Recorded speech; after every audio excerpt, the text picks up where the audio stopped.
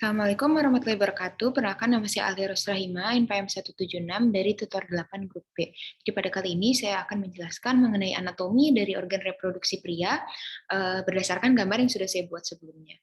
Jadi pertama-tama di sini saya akan menjelaskan terlebih dahulu organ-organ yang terdapat di male genitalia sendiri, ada testis, kemudian ada epididymis, kemudian ada ductus deferens atau vas deferens, kemudian ada ejaculatory duct, kemudian ada prostat, seminal gland, bulbourethral gland, scrotum, dan juga penis.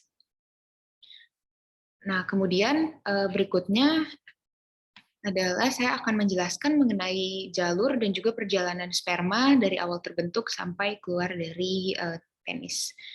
Jadi secara singkat, sperma sendiri diproduksi oleh organ reproduksi pria yang disebut dengan testis. Testis sendiri dihubungkan ke seluruh organ reproduksi pria oleh vas atau ductus deferens yang memanjang di atas dasar tulang panggul atau disebut juga ileum dan membungkus ampula, vesicula seminalis dan juga prostat. Uretra kemudian akan berjalan dari kandung kemih melalui penis.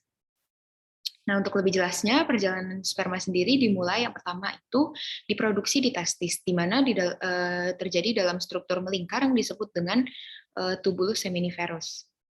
Nah, kemudian berikutnya sperma akan dialirkan menuju epididymis yang terletak memanjang di bagian atas dari setiap testis. Epididymis sendiri adalah struktur seperti tali, tempat sperma matang dan disimpan.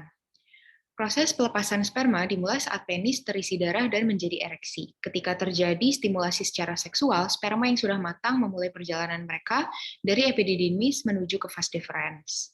Kemudian dari vas deferens ini sendiri, vas deferens terbentang sepanjang posterior border dari epididymis menuju spermatic cord, kemudian akan masuk ke pelvic cavity, kemudian melingkari ureter, melewati samping dan menuruni permukaan posterior dari bladder.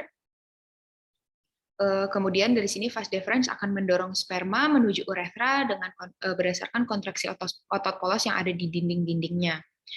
Nah, kemudian sperma akan tiba di bagian terminal dari vas deferens yang disebut dengan ampula yang terletak tepat di atas kelenjar prostat. Di sini sekresi dari vesicula seminalis atau seminal gland yang terletak di sebelah ampula akan ditambahkan.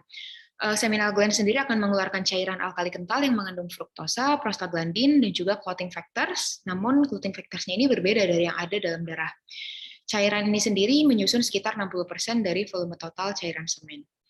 Kemudian saat melewati kelenjar prostat, cairan prostat yang warnanya seperti susu ditambahkan untuk membuat cairan semen. Cairan ini berfungsi sebagai aktivator sperma dan berperan dalam motilitas dan juga viabilitas sperma yang menyusun sekitar 25% dari volume cairan semen. Selanjutnya, cairan semen akan didorong ke depan melalui ejaculatory duct menuju ke uretra. Nah, sebelum diteruskan ke uretra sendiri, terdapat bulbourethral gland, yaitu merupakan suatu kelenjar yang terletak inferior dari prostat dan berada di kedua sisi dari membranus uretra. Kelenjar ini akan mengeluarkan cairan alkali yang melindungi sperma yang melewati uretra dengan cara menetralkan asam dari urin yang ada di uretra. Nah, akhirnya cairan semen sendiri yang merupakan perpaduan dari sel sperma ditambah dengan seminal fluid, yaitu seminal fluid sendiri adalah cairan yang terdiri dari sekresi yang berasal dari seminiferous tubules, seminal vesicles atau seminal tubules, seminal gland, kemudian prostat dan juga bulbourethral gland. Kemudian cairannya akan dikeluarkan dari penis menuju uretra ke dalam proses yang disebut dengan ejakulasi. Mungkin sekian penjelasan dari saya, kurang lebihnya mohon maaf. Wassalamualaikum warahmatullahi wabarakatuh.